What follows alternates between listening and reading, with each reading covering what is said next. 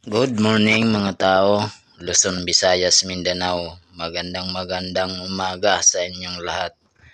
So, yun nga pala mga tao, yung kambing na barako, hindi yan sa akin.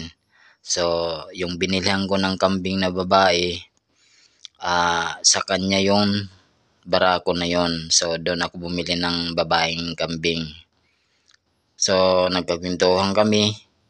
So, nakita nyo naman kung gaano kamasil-masil o gaano rin kalaki yung kambing. So, nakwento niya sa akin na ang price daw nun, yung unang salita, nasa 80.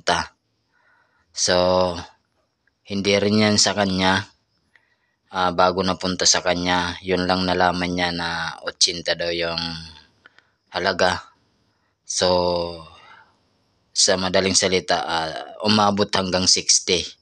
So, bago napunta sa kanya. Pero, hindi ko alam kung anong kwento kung paano napunta sa kanya sa halaga ng 60.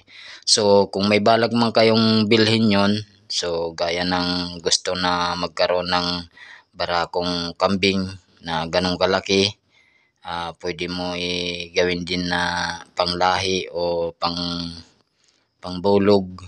Gusto nyo naman gawin yung karne sa mga handaan dyan kung meron kayong mga okasyon gaya ng birthday o binyag o kasal, no, na kailangan nyo ng kambing na ganon kalaki, ganon kalaman.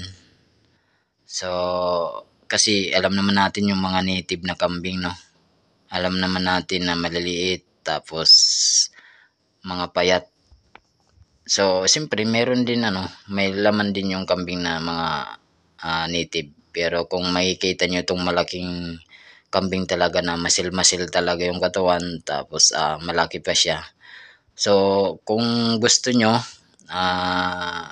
comment lang kayo sa akin yung 60 na halaga na yon.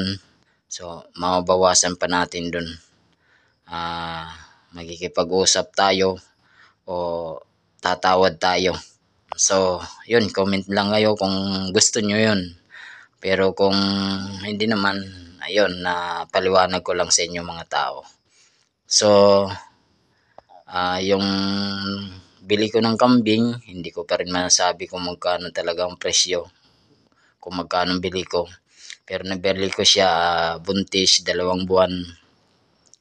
Yun nga yung pangsimula ko, no, 1 piraso lang nabili ko kasi siyempre iba talaga yung presyo ng mga ganun kambing at saka yung mga native. So, first time kong mag-alaga,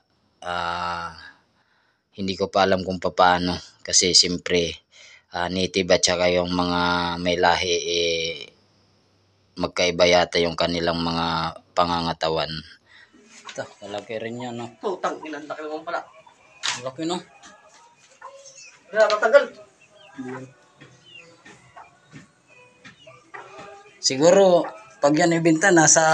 Ayan mga tao, kung napanood nyo. So, yun, good morning uli. Luzon, Visayas, Mindanao. So, yun, maraming salamat sa inyong lahat.